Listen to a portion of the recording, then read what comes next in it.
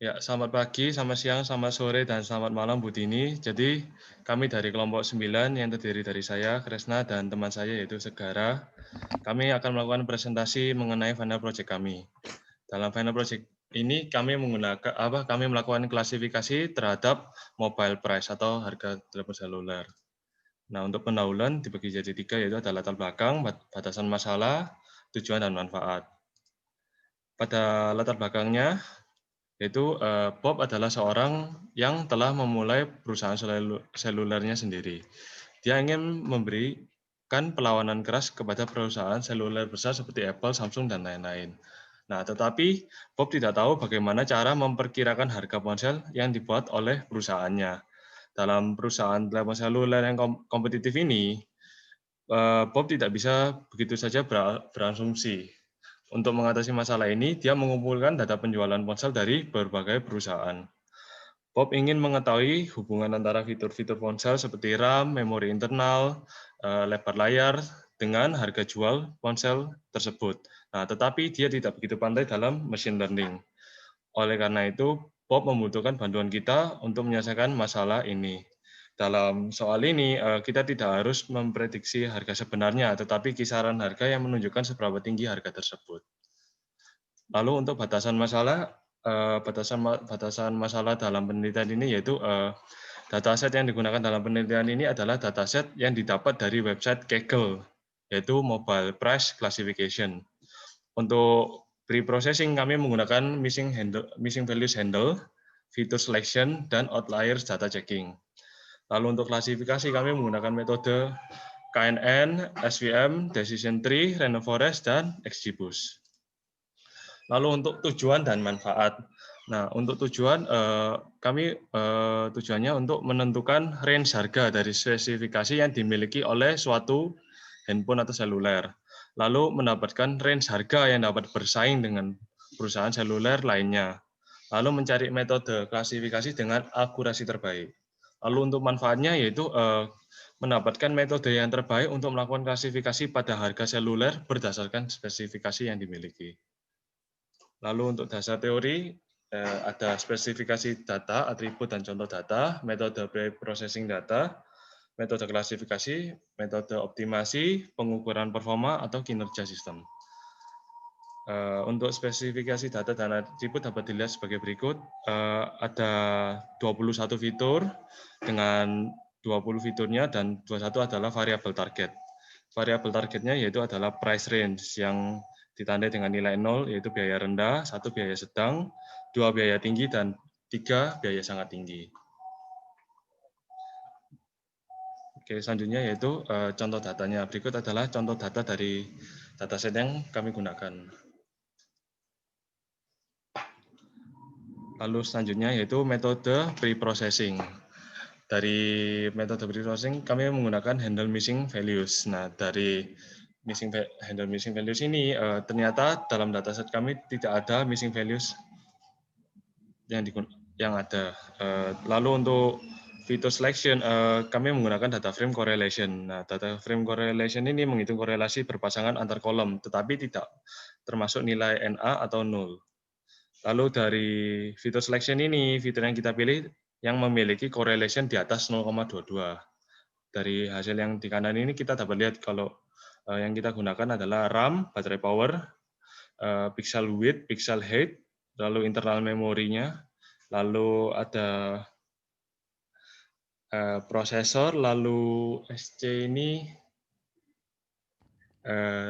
screen width, lalu ada touchscreen yaitu memiliki touchscreen atau tidak, lalu ada mobile weight berat suatu ponsel, lalu ada 3G mendukung 3G atau tidak, lalu ada SC height yaitu tinggi suatu layar. Ya. Baik, selanjutnya outliers data checking. Nah, waktu kita mengecek dataset kita ternyata tidak ada outliers. Lalu metode klasifikasi.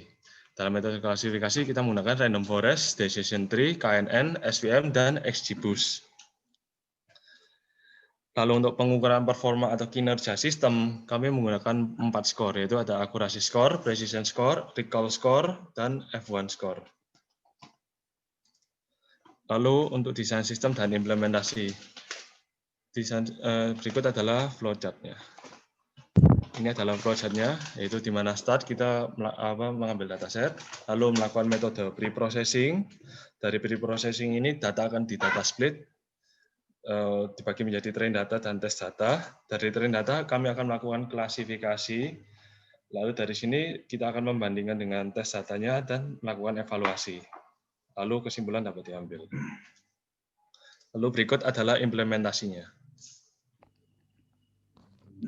Dan di sini saya akan menjelaskan tentang notebook yang sudah kami buat sebelumnya untuk melakukan klasifikasi untuk mobile price ini.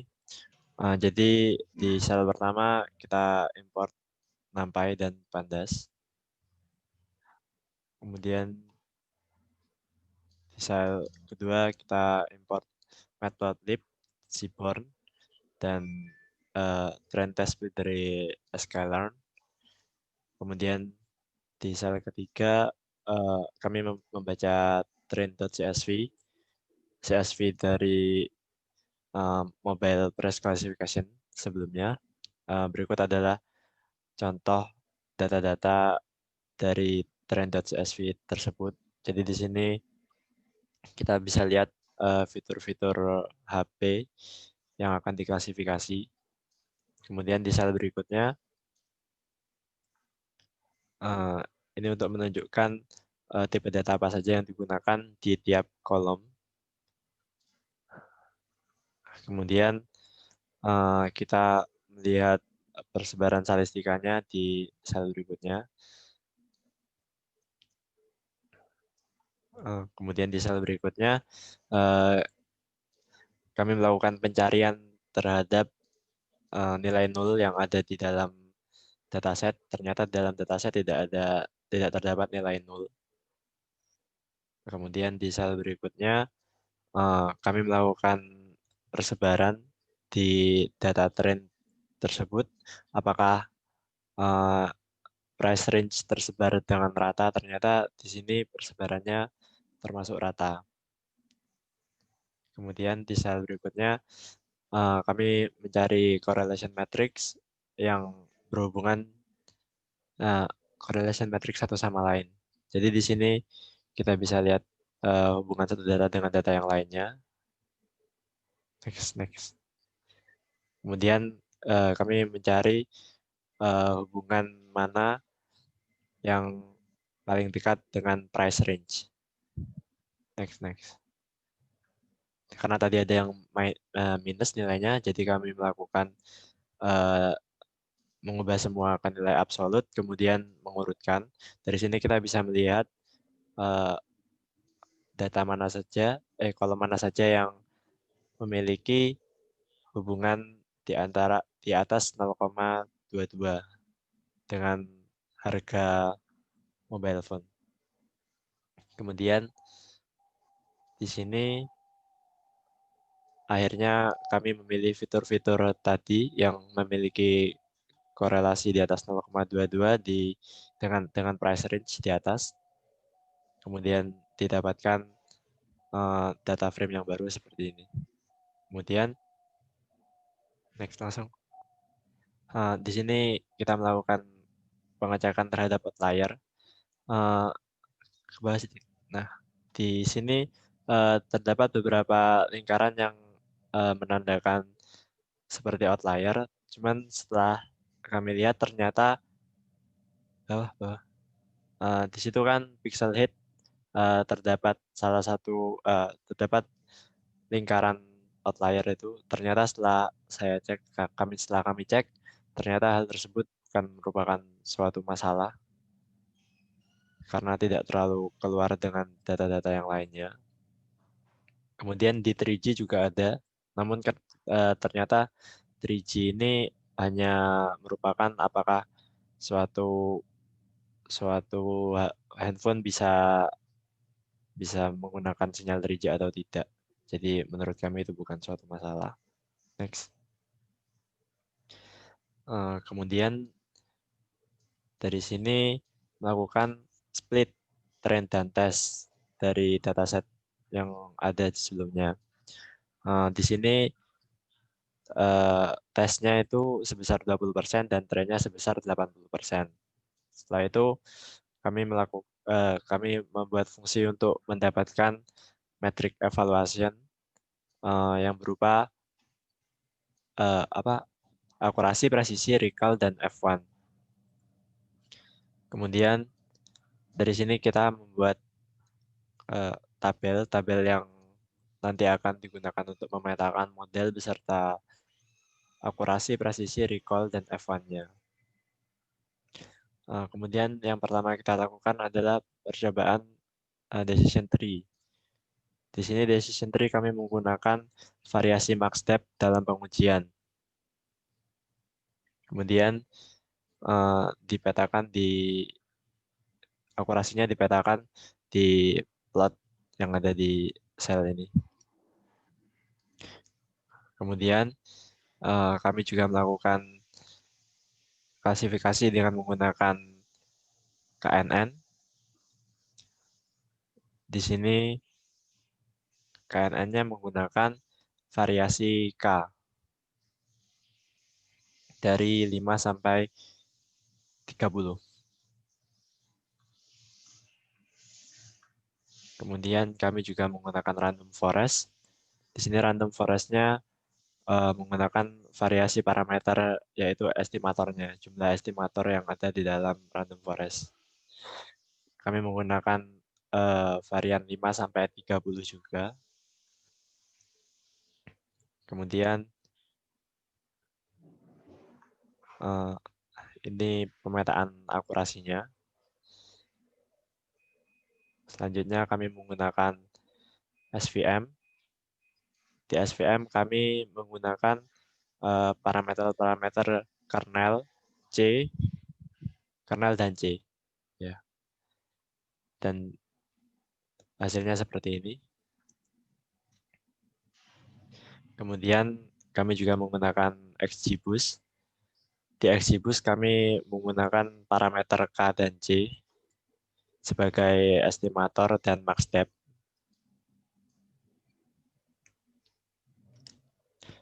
Hasilnya seperti ini. Akhirnya semua dipetakan, hasil-hasil maksimum dari model-model yang telah kita ujikan sebelumnya dipetakan sehingga mendapatkan tabel seperti ini. Udah, lanjut. Baik, selanjutnya kami masuk ke hasil uji coba dan analisa. Dalam bagian ini ada skenario uji coba dan analisa hasil. Dari skenario uji coba pertama yaitu kita menggunakan metode KNN dengan K yang berbeda. Nilai K yang digunakan yaitu 5 hingga 30. Dari skenario uji coba ini ternyata yang nilai maksimum akurasi yang kita dapatkan yaitu 95,75 dengan neighbor-nya yang digunakan yaitu 9. Lalu selanjutnya yaitu skenario uji coba yang kedua yaitu menggunakan decision tree dengan metode Gini dan max step yang berbeda. Max step yang digunakan yaitu dari 3 hingga 11. Dari metode ini akurasi yang didapatkan yang paling tinggi yaitu 87,25 dengan max step-nya yaitu 8. Lalu selanjutnya yaitu skenario uji coba ketiga yaitu menggunakan random forest dengan estimator tree yang berbeda. Dari skenario ini kita menggunakan estimatornya mulai dari 5 hingga 30. Dari sini kita mendapatkan nilai akurasi tertingginya yaitu 90,5 dengan estimatornya yaitu sebesar 28. Lalu lanjutnya yaitu skenario uji coba keempat yaitu menggunakan SVM. Di sini kita menggunakan gamma scale, tetapi kernel dan C-nya kita ubah-ubah. Di sini kernel yang akan kita gunakan yaitu poly, RBF, dan sigmoid. Lalu untuk nilai C-nya yang kita gunakan yaitu 0,1, 1, 10, 100, dan 1000. Dari sini kita mendapatkan hasil kalau nilai yang terbaik yaitu 98,75. Di sini kita menggunakan kernelnya poly dan C-nya sebesar 1000. Lalu selanjutnya skenario uji coba yang terakhir yaitu menggunakan XGBoost dengan estimator dan max step yang berbeda. Nah, untuk nilai estimatornya mulai dari 30 hingga 39 dan max max depth-nya mulai dari 30 hingga 39. Nilai yang didapatkan yaitu rata semua, yaitu 92,75. Dengan menggunakan nilai K-nya mulai dari 34, 35, dan untuk nilai C-nya mulai dari 30 hingga 39. Selanjutnya yaitu untuk analisa hasil. Dari analisa hasil ini, kita kan kumpulkan menjadi satu di bagian metode terakhir ini. Dari sini kita dapat lihat kalau nilai yang paling terbaik yaitu didapatkan dengan menggunakan metode SVM. Dari metode SVM ini, kita menggunakan parameter yang terbaik yaitu kernel poly dan C-nya 1000. Dengan gambarnya yang tadi sebelumnya, gambarnya yang digunakan yaitu gamma scale. Jadi untuk kesimpulan yaitu sebelum feature selection data set itu dicek terlebih dahulu untuk missing values. Pada missing values ini ternyata dataset tidak ada missing values satupun pada bagian row-nya. Lalu untuk fitur selection fitur yang kita gunakan yaitu ada RAM, baterai power, pixel resolution width, pixel resolution height, memori internal, phone screen height, phone screen width, primary kamera megapiksel, terus touchscreen atau tidak, berat mobile phone, 3G atau tidak. Lalu setelah melakukan fitur selection, dilakukan pengecekan outliers. Untuk outliers pada dataset yang digunakan ternyata tidak terdapat data outliers. Lalu untuk hasil akurasi terbaik yang didapatkan yaitu 98,75, mohon maaf, salah tulis. Lalu dengan menggunakan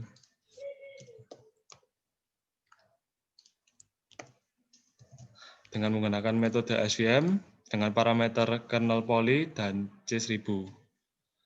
Lalu berikut adalah daftar pusaka yang kami gunakan untuk mengolah dataset ini.